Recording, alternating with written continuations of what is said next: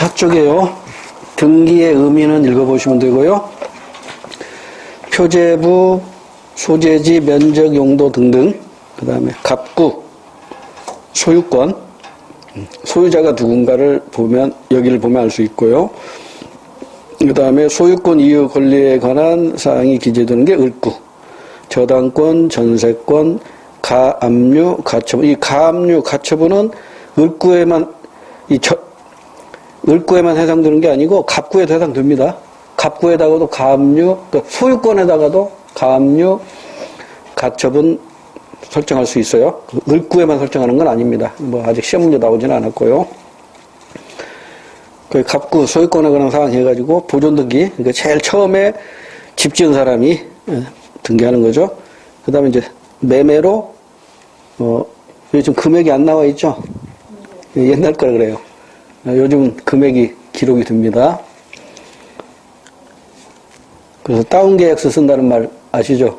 세금 조금 내려고, 이를테면 10억에 사고 팔면서 서로, 뭐 9억이 판 걸로 이렇게 계약을 하는 게 다운계약서인데, 다시 장단점이 있어요, 그것도. 그 다음에 소유권 이해 권리, 근저당권 설정 이렇게 돼 있죠? 그리고 채권 최고액 이렇게 돼 있잖아요. 이게 뭐냐면, 뭐 이런 것까지 시험 문제는 나오지 않겠지만, 저당권하고 근저당권하고 어떻게 다르냐면, 근저당권은요, 수시로 은행을 거래하면서 내가 이 아파트를 맡겨놓고, 최고 이 범위 내에서, 빌려 쓰겠습니다. 근데 실제로 여기 보면 채권 최고액이 2억원 나왔죠? 그러니까 2억원 다 안 빌려 쓸 수도 있어요. 그러니까 여기는 2억원이라 나와 있지만, 여기는 이자까지 포함되거든요? 이자까지 포함해서 2억원이라고. 채권 초기액이. 그러니까 은행에 가서 얼마 빌렸는가는 구체적인 금액을 은행에 가야 알아요. 그러니까 하여튼 채권 최고액까지 이 은행에서는 채권을 확보할 수 있다는 것이죠. 그 정도로 하시고. 그러니까, 근저당권은 빌렸다가 갚고 또 갚았다 또 빌려 쓰고 이렇게 할 수 있는 게 근저당권이다 정도로만 알아두시고, 이건 우리 시험과는 직접 관계가 없으니까 이 정도로 하시고요. 오른쪽 페이지에 전세권과 임차권, 다른 건 몰라도 이건 아셔야 된다고 그랬죠? 전세권은 물권, 임차권은 채권. 그러면 둘이 부딪혔어요. 충돌했어요. 그러면 물권인 전세권이 백전백승이라고 그랬어요. 그래서 채권자인 임차권을 보호하기 위해서 임대차 보호법이 만들어졌는데, 그게 이제 여러분 잘 아시는 확정일자란 말 들어보셨죠? 확정일자. 그게 이제 확정일자를 받은 임차권은 물권과 같아요. 물권의 효력이 있다고. 이것도 조금 이따 다시 정리하기라고 한 장을 넘겨보세요. 주택 매매와 임대차. 여기에서도 시험 문제 나오는 게 주로 임대차인데, 매매에서도 만약 나온다면, 지금까지 기출문제를 분석해보면, 이중 매매하고 중도금, 그쪽에서 시험 문제가 주로 나와요. 자, 그러면 집을 살 때 절차 한번 보세요. 집에 대한 조사를 해야겠죠? 발품 팔아야 됩니다. 등기부 등본도 확인하고, 발품 팔아서 일조량이 어떻게 되고, 이런 거 다 따져보면서 집을 사야 되지, 등기부 등본만 가지고는 안 돼요. 집주인이 받는, 요즘은 공인중개사도 사기당한다고 그러잖아요. 또는 공인중개사가 또 사기친다고 그러잖아요. 그러니까 집주인도요, 이 등기부 등본만 가지고는 안 돼요.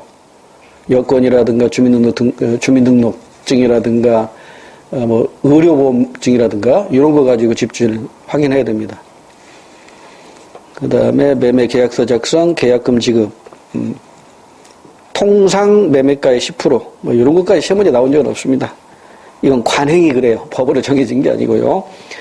중도금 지급, 여기다 조그만하게 별표 하나 줘두세요. 집을 살 때, 일단, 이를테면 10억짜리 집을 산다. 그러면 계약금으로 1억을 서로 주고받습니다. 그 다음에 이제 중도금으로 40%를 줘요. 그러면 이제 4억이겠죠? 그런데 여기 중도금 지급 후에는 여기다 밑줄 그으세요. 중도금 지급 후에는 계약을 취소할 수 없음. 괄호 열고. 특약이 없는 한. 그러니까 특약이 있다면 그 특약에 따르지만 특약이 없다면, 그러니까 계약서에다가, 매매 계약서에다가 단 중도금을 지급한 후에도 매매 계약을 취소할 수 있음 이렇게 특약을 주면 취소할 수 있어요. 그러나 거의 대부분 중도금 지급할 때 이러한 특약을 거의 안 줍니다. 그러면 계약 중도금 지급하는 순간 어떻게 되는 거예요? 취소가 불가능해요. 거래는 이제 완성이 된 것이다 이렇게 얘기할 수 있어요. 그 다음에 이제 잔금이 50% 그러니까 5억 주면 이제 잔금을 지급하면 소유권을 획득한다. 땡. 여기서도 시험에 나왔던 거죠. 잔금 지급이 소유권 획득하는 게 아니고 최종적으로 등기를 해야 돼요. 등기서를 갖춰서 등기를 완료해야 소유권을 갖게 됩니다. 그런데 내가 집을 15억에 내놨어. 내가 살고 있는 집을 15억에 내놨어. 15억에 사겠다는 사람이 와서 내가 1억 5천을 받고 계약서를 썼어요. 계약금을 받았어. 그리고 이제 며칠 있다가 친구하고 얘기하다가, 야, 나 집 팔았어. 얼마에? 15억에. 야, 이 새끼야, 나한테 팔지. 내가 16억 줄게. 이러는 거야. 그래? 그럼 16억에 네가 사가. 친구한테도 1억 6천 계약금을 받고 또 계약서 썼어요. 이중계약이죠. 그러면 어느 게 유효해요? 둘 다 유효합니다. 둘 다 유효해요. 그러니까 이중계약은 무효가 아니에요. 둘 다 유효해요. 그러면 최종적으로 내가 등기 서류를 누구한테 주느냐는 나한테 달라는 거야. 그러죠? 그럼 나는 누구한테 주겠어요? 돈 많이 준다는 친구한테 팔죠. 그러죠? 그럼 이 사람한테 내가 어떻게 해야 돼? 손해배상 해주면 돼요. 손해배상은 어떻게 돼요? 법으로 2배로 주도록 돼 있어요. 2배. 그러니까 1억 5천 받았으면 3억을 줘야 된다고. 그러니까 친구한테 팔 때 적어도 3억 이상을 받고 팔아야겠죠. 그러죠? 그러니까 친구한테는 19억이라면 내가 팔지. 근데 18억 준다면 그 차이 없잖아요. 18억 준다면 안 팔죠. 그렇게 기억해 두세요. 다시 이중매매는 유효하다 무효다? 유효합니다. 그 이유가 뭐예요? 계약 자유의 원칙 때문에 그래요. 우리 현대민법은 계약 자유 원칙과 계약 공정의 원칙 모두 적용되잖아요. 그러니까 계약 자유 원칙에 의해서 이중매매건 삼중매매건 다 유효하다. 이 정도 알아두시면 돼요. 그 다음에 이제 집을 빌릴 때 절차. 이게 바로 전세권과 임차권이에요.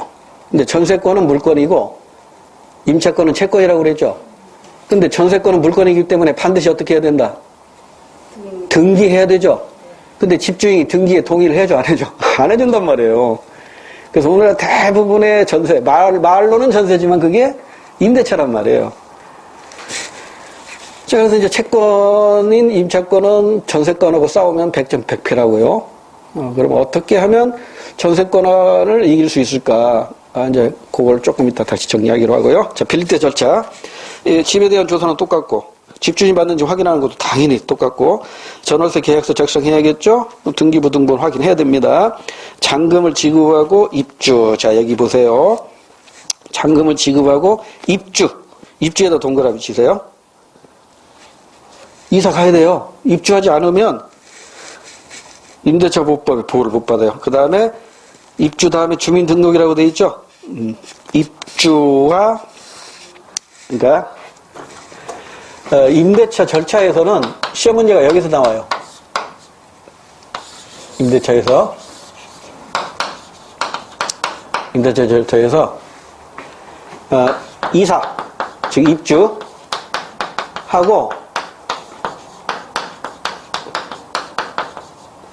동사무소, 요즘 주민센터라고 그러죠? 주민센터에서 전입신고를 합니다. 그러면 이 두 가지가 동시에 이루어져야 돼요. 이사하고 나서 바로 전입신고 해야 돼요. 이사했는데 전입신고를 안 했다? 그러면 법적으로 보호를 못 받아요. 그래서 입주하고 전입신고를 하면은 여기에서 두 가지 효력이 발생해요. 첫 번째가 대항력이 생겨요. 대항력. 이 대항력이 뭐냐면 내가 보통 이제 임대차 기간이 2년입니다. 지금 현재 2년. 그러면 2년 동안 살기로 임대차 계약을 했는데 집주인이 6개월 후에 이 집을 다른 사람이 팔았어요. 그럼 다른 집사람이 집 내가 샀으니까 당신 나가세요. 이럴 경우에 2년을 보호 못 받잖아요. 이 경우에도 보호받을 수 있는 게 바로 대항력이에요. 무슨 소리야? 대항하는 거죠. 나는 임대차 계약 기간 2년 동안 살 거야. 이게 대항력이에요. 그 다음에 최우선 변제권이라는 게 생기는데 이건 아직 시험문제 나온 적은 없어요. 이게 뭐냐면 이를테면 여기 갑의 집인데 이게 10억짜리라고 가정합시다. 10억에 사고 팔려는 시가가 10억이에요. 그런데 여기 7억에 임대차 계약을 했어요. 임대차 계약을 했어요. 그런데 여기 이 집에 근저당이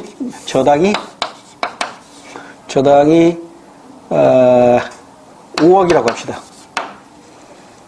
5억이 아니라 저당이 9억이라고 합시다. 그럼 이 사람은 이 저당권 설정된 이 집을 안 들어가야 되죠. 근데 들어갔잖아요. 그러면 이 사람은 이렇게 이사하고 전입신고를 해서 대항력이 생겼단 말이에요. 2년 살 수 있어요. 집이 경매로 가건 다른 팔리던. 그런데 이게 지역에 따라서요. 지금 서울은 1억 몇천이가 돼요. 1억 이하일 때 최우선 변제권이 지금 우리 책에 3,400만 원 나와있죠. 227페이지. 이거 몰라도 돼요. 지금 이거 바뀌었어요. 그러니까 최소한 이걸로 하는 게 낫겠다. 이게 3억짜리인데 1억에 임대차를 했어요. 그러니까 지금 1억 미만 1억 이하잖아요. 그런데 이 집이 이제 3억 경매로 넘어갔어요. 경매로 넘어가더라도 은행으로 넘어가더라도 이 1억 임대차 계약한 임차인에게 최우선적으로 얼마를 줘야 된다? 3천, 지금 3,800 아니에요? 이보다 좀 더 올랐어요. 한 5천 정도 들 거예요. 이게 최우선 변제권인데 아직 이거 시험문제 나온 적은 없어요. 그냥 대항력은 반드시 뭐와 같이 생긴다? 최우선 변제권과 같이 다닌다는 정도만 알아두세요. 그러면 이제 여기에다가 전입신고하면서 계약서 사본이 아니라 원본에다가 계약서 원본에다가 확정일자를 딱 받는 순간 다음 날부터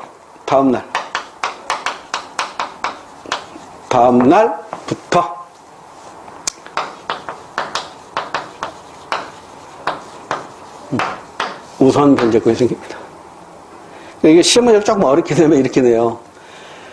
임대차 과정에서 입주와 전입신고를 하고 계약서 원본의 확정일자를 받았다. 확정일자를 받는 즉시 우선 변제권이 발생한다. OX. X잖아요. 다음 날입니다. 확정일자를 받은 다음 날부터 우선 변제권이 생겨요. 그래서 이게 경매로 넘어가더라도 이 저당권이 임대차보다 빠르면 이 저당이 져요. 저당권이 이겨요. 근데 임대차 하고 나서 저당이 잡혔죠? 그러면 임대차가 이겨요. 이게 임대차 법이에요. 그러니까 확정일자를 받는 순간 뭐가 되는 거예요? 임차권은 물권의 성격을 갖는 거예요. 그러니까 서열상으로 시간적으로 앞서기만 하면 무조건 다른 물건이 이길 수 있어요. 그러니까 임대차 계약하고 확정일자 받으면 그 다음에 누가 저당권을 설정하건 전세권을 설정하건 신경 쓸 필요가 있어요, 없어요? 없어요. 그러니까 뭐만 보면 돼? 선순위 저당권이나 전세권이 있느냐 없느냐 이것만 보면 된다고. 그죠? 그러니까 임차권은 채권이지만 물권을 이길 때가 있다. 언제? 확정일자를 받으면 후순위에 대해서는 무조건 이겨요. 선순위한테는 줘요. 선순위한테는 지고 후순위는 이긴다. 이 정도 알아두시면 됩니다. 자, 그 다음에 226페이지 3번. 임대차 보호법의 주요 내용. 기간을 정하지 않거나 2년 미만이면 임대차는 2년으로 봅니다. 그러니까 1년 계약을 했어요. 그리고 임대인이 저 1년 계약했으니까 나가세요. 이렇게 얘기해요. 그럼 임차인은 아니 나 그냥 2년 살게요. 어만 2년 살 수 있다 이 말입니다. 근데 임차인이 1년 계약을 했어요. 그리고 나간다고 하는데 임대인이 아니요 2년 사세요. 2년 살 필요 없습니다. 철저하게 임차인을 보호하는 게 임대차 보호법이에요. 그 다음에 대항력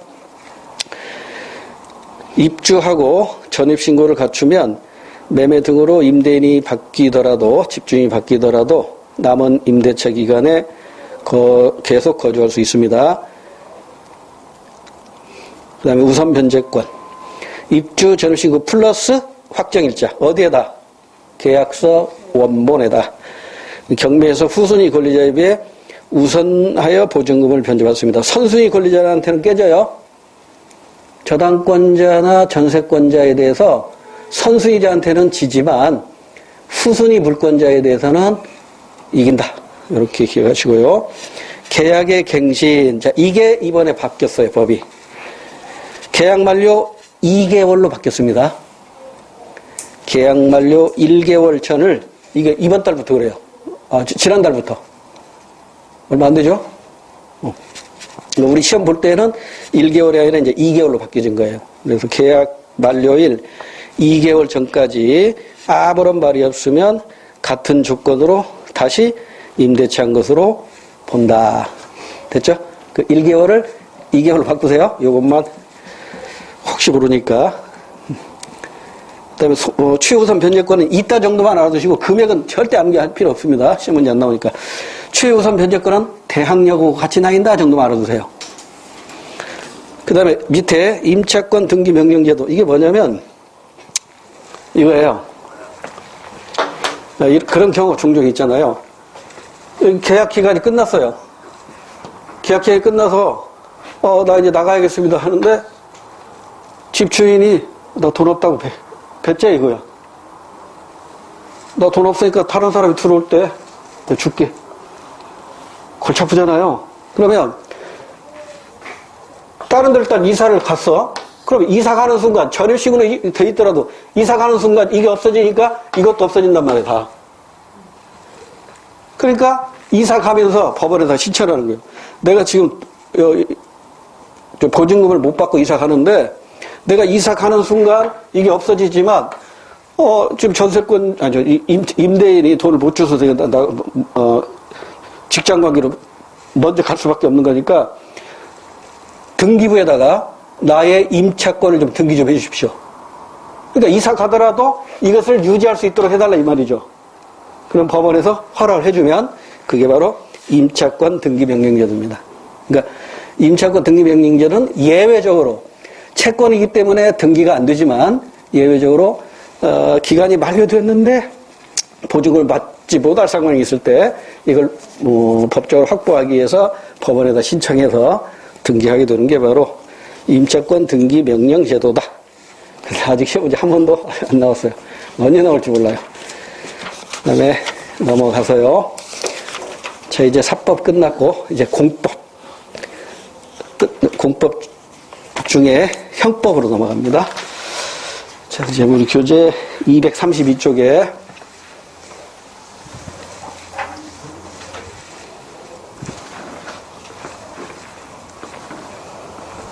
자, 지금 우리 어디쯤 가고 있는가 잠깐 뒤돌아 볼까요? 우리 예전에 수능 시험 문제 나올 때 그림 하나 또 그릴게요. 나중에 단원별 문제풀이 할 때 이 그림 또 보게 될 거예요. 이 둘의 관계를 규율한 게 뭐라고 그랬어요? 사법. 사법 끝났죠? 일반법, 민법 끝났고, 특별법, 임대차 보호법 끝났고, 그 다음에 국가가 개인보다 우월한 지위에서 규율하는 법, 공법이죠? 공법 중에 뭐가 있죠? 헌법이 있었는데, 이거 헌법 조문대로 이미 공부 끝났고, 그 다음에 지금 공부할 형법, 그 다음에 조금 이따 공부할 행정법, 그 다음에 각종 절차법이 있죠. 그 다음에 민사소송법은 끝났고, 형사소송법. 요게 중요합니다. 행정소송법, 이것도 시험 문제 나온 적이 없어요. 그러면 절차법과 대립되는 게 바로 뭐죠? 실체법. 그러니까 실체법은 권리 의무 관계를 명확히 규정한 것이 실체법이고, 절차법은 권리 의무를 확인하는 절차를 규정한 법이 절차법이라고. 그러니까 절차법은 공통적으로 소송이라는 단어가 들어가겠죠. 민사소송, 형사소송, 행정소송 이렇게 나눠집니다. 자, 그래서 지금 우리가 공부해야 할 게 얘하고 연결을 시켜서 공부해야 돼요. 형법은 실체법, 형사소송법은 절차법. 그 다음에 행정법하고 행정소송법에서 행정소송법은 시험 문제 거의 안 나오고, 행정법도 출제 비중이 그리 높지가 않아요. 그래서 여기서도 이제 나오는 게 정해져 있습니다. 행정법은 3가지로 구성되거든요. 행정조직법, 행정작용법, 행정구제법 이렇게 나눠지는데, 그 중에 행정구제법만 시험법이 들어가요. 이것만 간단하게, 시험 나올 만한 것만 간단하게 하고, 그 다음에 이제 요거 끝나고 나면, 공법 끝나고 나면, 사법과 공법이 결합된 것인데, 자본주의가 발전하면서 병폐가 나타나잖아요. 자본주의 병폐. 이걸 해결하기 위해서 국가가 사법에 개입을 해요. 이게 사회법이에요. 사회법에 시험에 요즘 최근에 핫한 뜨거운 게 바로 노동법입니다. 이 노동법이 시험에 잘 나온다고 몇 번 강조했는데 2000년도에도 나왔잖아요. 또 나올 수 있다고. 노동법. 그 다음에 노동법보다는 조금 비중이 떨어지지만 경제법. 그 다음에 이제 사회보장법이 있는데 사회보장법은 거의 시험에 안 나오니까 사회보장법은 사회법이다 정도만 알아두시면 돼요. 그럼 요거 끝나면 이제 뭐가 끝나죠? 국내법이 끝나요. 그럼 국내법하고 또 우리 비교되는 게 뭐예요? 국제법이죠? 그러니까 국제법을 알아서 국제사회에 대해서 또 공부해야겠죠? 국제사회와 국제법 관계. 이렇게 하면, 법과 정치는 끝나요. 끝나면 이제 사회문화로 넘어가면 됩니다. 자, 그러면 이제 이해로 갑니다. 형법으로 갑니다. 형법.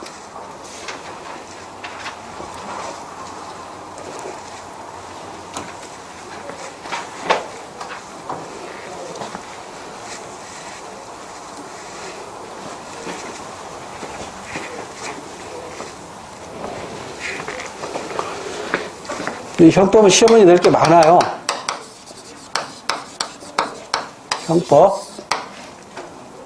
형법은 당연히 국내법이면서, 공법이면서, 일반법일까요? 특별법일까요? 일반법이겠지. 특별법에는 군형법이 있어요. 일반인에게 적용되는 형법이 있고, 군인이나 군무원에게만 적용되는 군형법이 있다고. 그러니까 형법하고 군형법하고 충돌하면 당연히 군형법이 먼저 적용되겠죠. 그 다음에 실체법이죠. 이러한 성격을 가지고 있는 게 바로 형법입니다. 국내법으로서 형법. 형법에 적용되는 기본 원리가 있어요. 그 기본 원리가 바로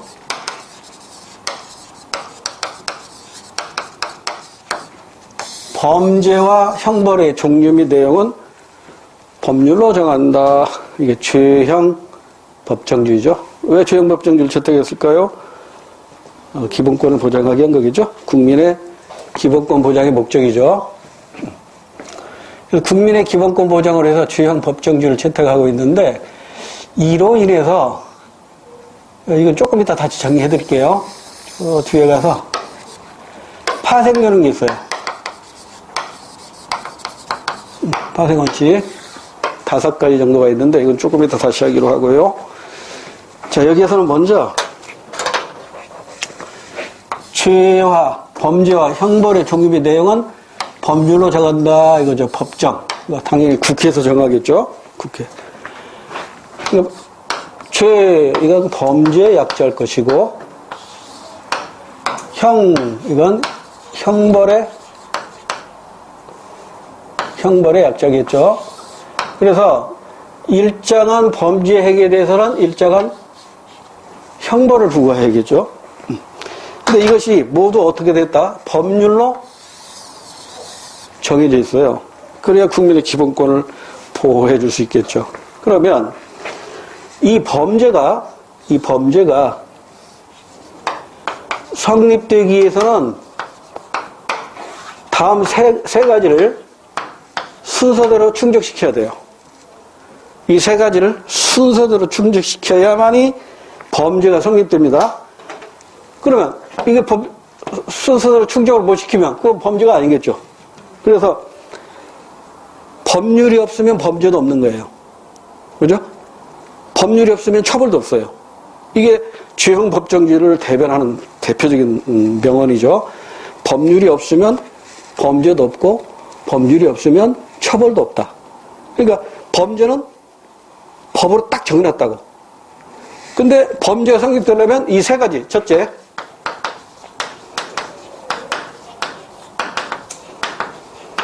구성요건 해당성을 충족해야 돼요. 우리 형법을 보면은요, 예전에는 8조의 법규라 가지고 법조문이 8개 정도? 근데 우리 지금 형법에는요, 범죄 종류가 480개 정도 돼요. 그러니까 이게 사회가 미분화해서 분화되고, 또 시대가 바뀜에 따라서 새로운 사회 규범이 만들어지다 보니까 이거 해서 안 된다, 저것도 해서 안 된다, 이게 확대되다 보니까 지금 우리 형법에는 약 480개의 범죄가 있어요. 그리고 세분하면은 크게 나누면 딱 세 가지로 나눠져요. 이게 이제 옛날 구교과서에는 소개되어 있는데 지금은 삭제됐으니까 이해를 돕기 위해서 소개하는 거예요. 우리 형법에는 500개가 좀 못 되는 범죄가 정해져 있다. 이를테면 제일 대표적인 많이 들어보는 게 살인죄라는 게 있죠. 살인죄라는 범죄가 성립되려면 먼저 살이라는 행위가 있을 거 아니에요. 인간이 다른 사람을 살해하는 행위가 있어야 되잖아요. 그걸 구성요건 해당성이라고 해요. 방화죄가 성립하려면 어떻게 돼요? 불을 지르는 행위가 있어야겠죠. 도박죄가 성립하려면 도박하는 행위가 있어야겠죠. 낙태죄가 성립하려면, 이거 지금 논란이 되고 있죠. 낙태죄 있어야 되냐 없어야 되냐. 나중에 이제 예전에는 간통죄도 있었잖아요. 간통죄 지금 없어졌어요. 지금도 있는 나라도 있어요. 우리나라 없어졌어요. 간통죄가 성립되려면 간통하는 행위가 있어야 된단 말이에요. 이런 행위를 구성요건 해당성이라고 한다고. 그런데 이게 크게 나누면 국가의 이익을 해치는 거냐, 이 범죄가. 이를테면 내란죄라는 게 있죠. 이건 내란죄는 국가의 이익을 해치는 거잖아요. 방화죄, 이거 뭐예요? 사회의 이익을 해치는 거잖아요. 그러죠?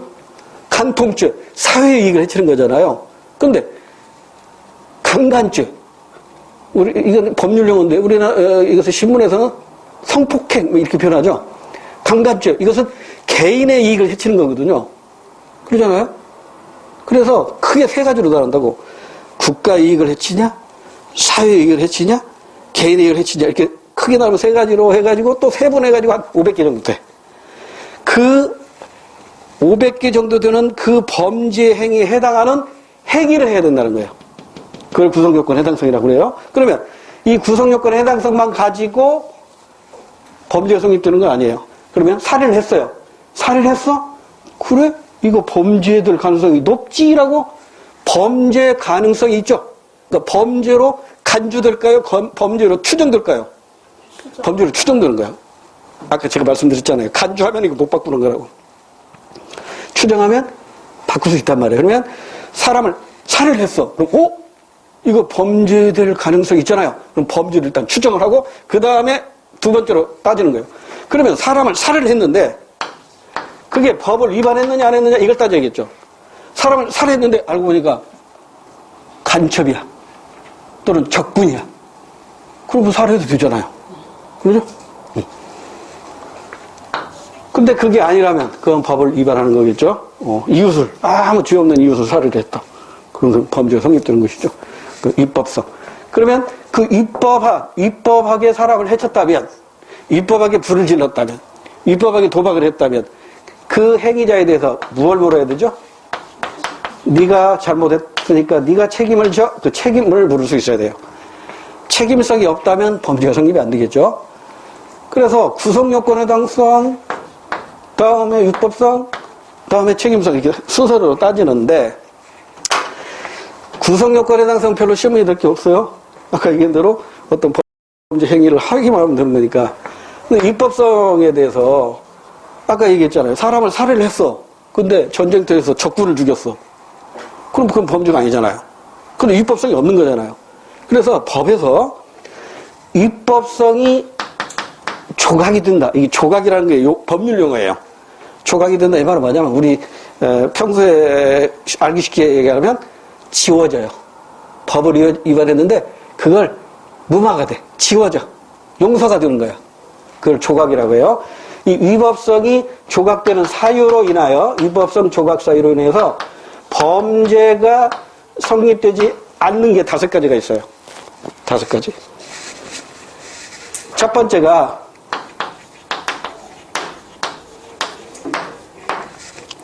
아까 사례로 들었던 전쟁터에서 적군을 아무리 많이 죽여도 살인죄가 성립이 안 됩니다.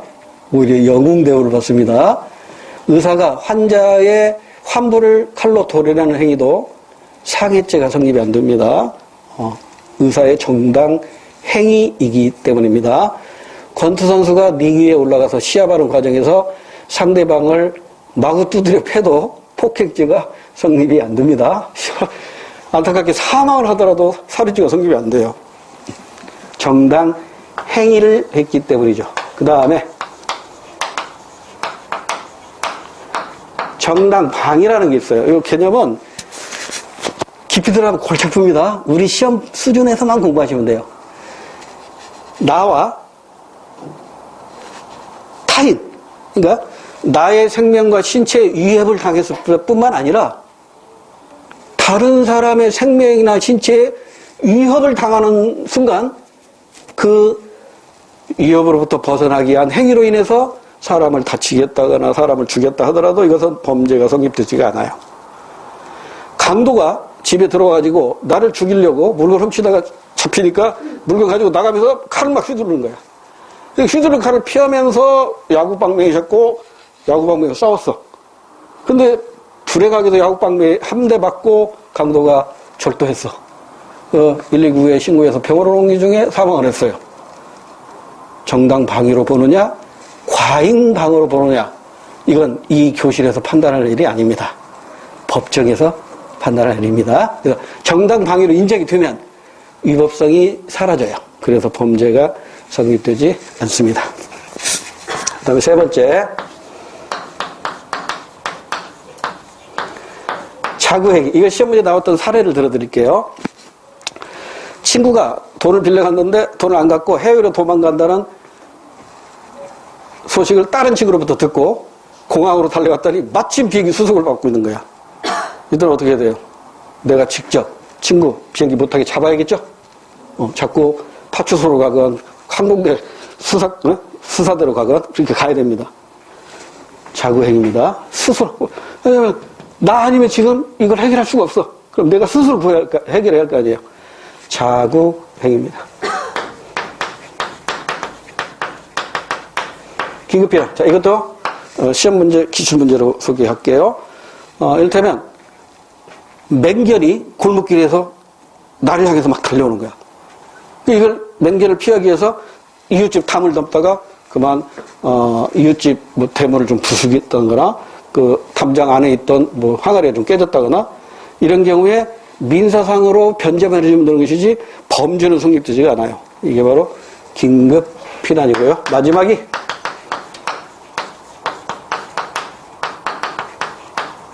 피해자의 승낙이죠. 피해자의 승낙. 합의 보는 거죠. 피해자의 승낙. 이 5가지의 경우에는 위법성이 조각이 돼서 범죄가 성립되지 않는다. 그 다음에 이제 위법성도 있어. 그럼 이제 책임성을 따지는데, 이게 책임성도 사라지는 이유로 범죄가 성립되지 않는 경우가 있어요. 3가지가 있어요. 3가지. 첫 번째,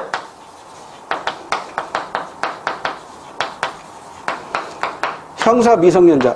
그러니까 우리 민사상 미성년자는 만 19세죠. 만 19세 미만이 민사상 미성년자인데, 형사상 미성년자는 만 14세입니다. 요거 가지고 지금 논란이 많죠? 14살이면 만 14세면 중학교 2학년. 중학교 2학년이죠. 만 9세면은 선악을 구분할 수 있대요. 근데 이게 너무, 나이가 너무 많아가지고, 이게 좀 논란이 되고 있어요. 이거 좀 낮춰야 된다. 이런 논란이 있는데, 아직 개정이 안 됐으니까, 현재 만 14세 미만의 아이는, 범죄를 저지르더라도, 형사처벌이 거의 불가능합니다. 책임성이 없기 때문이고요. 두 번째는,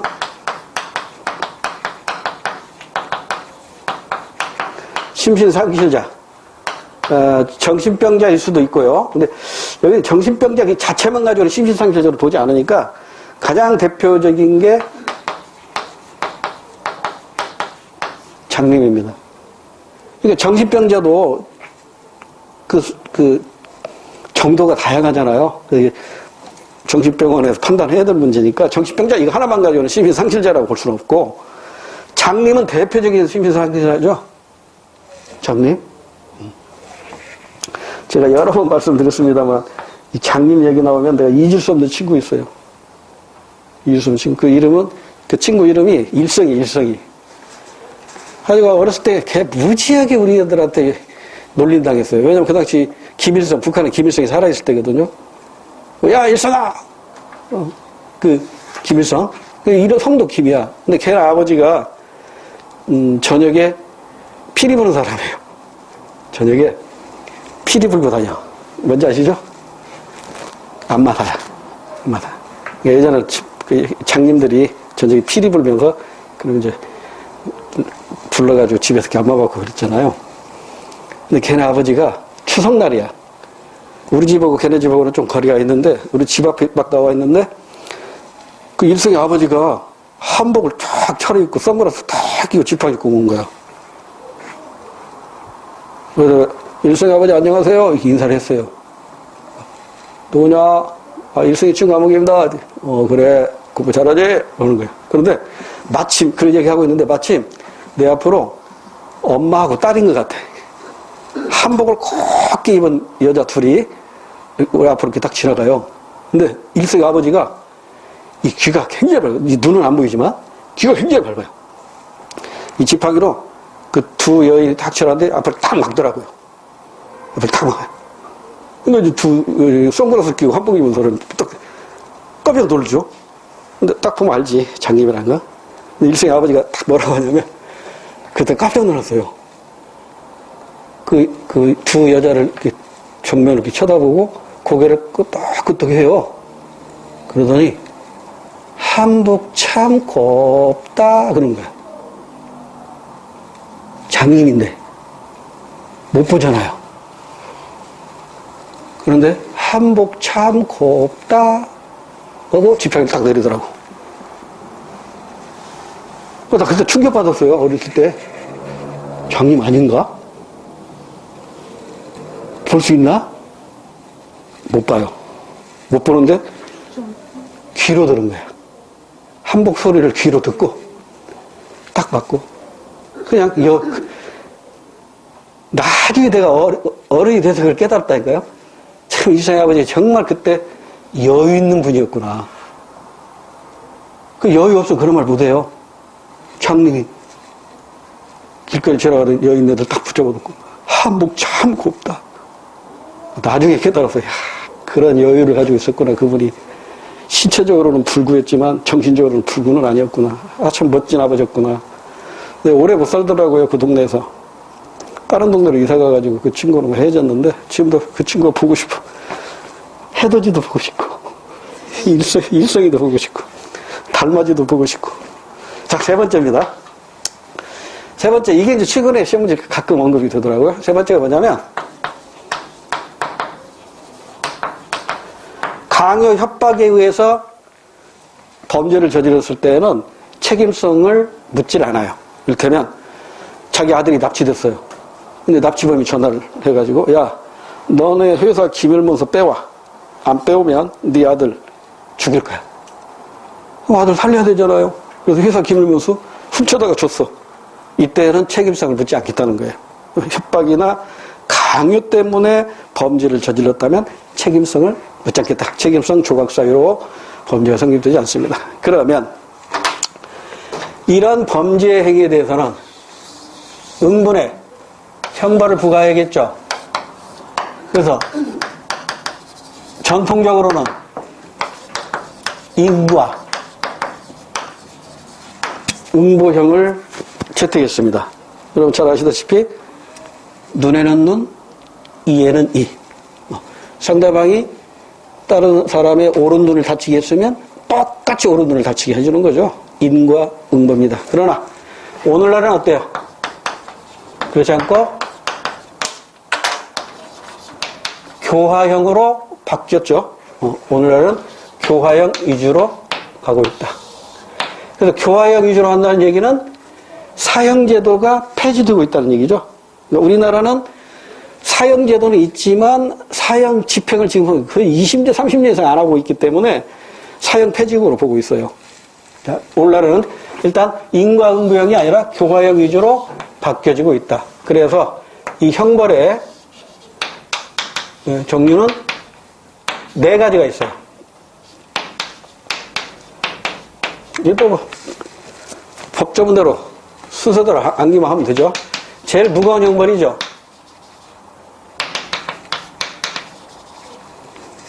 생명형에 사형이 있어, 사형. 우리나라도 사형제도가 있습니다만 아직 집행은 뭐 몇십 년 안 돼 있기 때문에 폐지 국가로 보고 있고요. 그 다음에 자유형이 있어요. 신체의 자유를 억압하는 것이죠. 이를테면 징역, 금고, 구류. 차이 아시죠? 차이? 우리 책에도 나와 있지만 징역만이 갖고 있는 특징이 뭐예요? 강제노동. 법률로 정한 강제노동을 지킵니다. 그래서 법률로 정한 강제노동. 이를테면 뭐 책상을 만들게 한다거나 화장실 청소하게 한다거나 벽돌을 찢게 한다거나 전에 의정부를 갔는데 농복이 모내기 할 때예요. 모내기 할 때인데 논두렁에 교도관들이 쫙 서 있어요. 그 다음에 죄수복 입은 사람들이 손으로 모내기 하고 있더라고. 이것도 정역이에요. 징역형입니다. 법률로 정한 강제노역이죠. 그 다음에 구류만 가지고 있는 특징, 예만의 특징. 야만 30일 미만입니다. 그러면 금고는 뭔지 알겠네? 징역과 다르게 강제노동이었고 구류와 다르게 30일 이상이네. 그러죠? 이렇게 구분할 줄 알면 되고요. 그 다음에 재산형 5만원 이상 벌금, 5만원 미만 과료. 그 다음에 범죄 행위에 사용된 물건을 국가에서 뺏어가는 거죠. 몰수. 그 다음에 명예형의 자격 상실과 자격 정지가 있죠.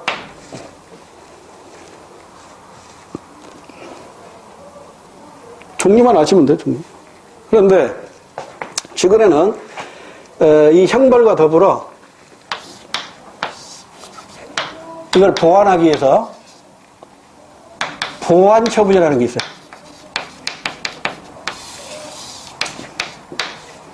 보완처분. 대표적인 보완처분이 보호관찰. 많이 들어봤죠? 보호관찰. 뉴스에서 많이 들어봤죠. 보호관찰, 또 사회봉사. 우리 교재 순서대로 한번 해봅시다. 보호관찰, 사회봉사명령, 수강명령. 사회봉사, 수강명령. 이런 것들이 보완처분으로 활용되고 있다 정도로 알아두시면 됩니다. 또 치료 감호도 있어요. 치료 감호.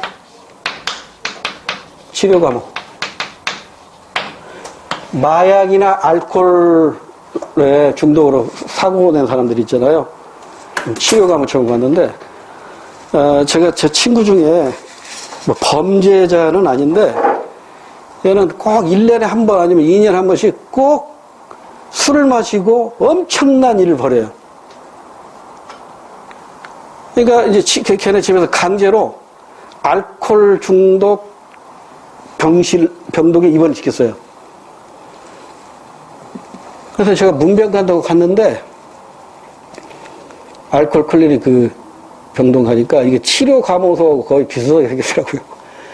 벽에, 이렇게 써요. 벽에, 이렇게도 아니냐. 족쇄를 차가지고 족쇄에다가 벽에다가 이렇게 고정을 시켰어요. 그리고 옆 사람하고 아무리 가까이 가서 막 뻗어도 안 닿을 정도로 막. 가니까 막 옆에 놈하고 막 주먹질하고 있더라고요. 그래서 이제 면허 가니까 그래서 이제 나와서 얘기하는데 밖에 나오면 그렇게 천사예요. 근데 술만 먹으면 이성을 잃어가지고 자기가 무슨 일을 했는지를 기억을 못해. 하지만 집안 짓기 다 때려 부시고 뭐 난리가 나는 거예요. 결국 정신과 치료를 받게 되더라고요. 그 정신과 치료가 이 알코올 치료가 뭐 같이 그렇게 하는데 주기적으로 해요. 주기적으로. 그 갔다 오면 또 다음에 또 가. 그 원인이요 걔한테 있는 게 아니더라고요. 집안에 있더라고. 집안. 그러니까 집안에서 그렇게 만드는 거야 얘를. 착한 애를. 그러니까 얘가 결혼을 잘못해가지고 그 여자가 하나 잘못 들어가지고 집안에 분란을 일으키는 거야. 그러니까 이제 같이 살거든요. 시아버지, 시어머니랑 며느리랑 같이 사는데 중간에서 이제 샌드위치가 되는 거야. 그러니까 그냥 참다가 이제 1년에 한 번씩 팍 터지는 거야. 그러니까 결국 해결은 이혼으로 해결되더라고요. 이혼으로 해결되더라고요. 그래서 그 친구는 지금도 안타까워 죽겠어. 이혼해 혼자 살아요. 그러니까 멀리서 치료하려고 하지 말고 집안에서 치료를 해야 된다니까요. 그런 문제는. 치료가 오다 보니까 별 이상한 얘기가 다 나왔네. 자, 시간이 다 됐으니까 조금만 쉬었다가 여기도 시험 문제 가끔 나옵니다. 잠깐 쉬었다 갈게요. 쉬었다.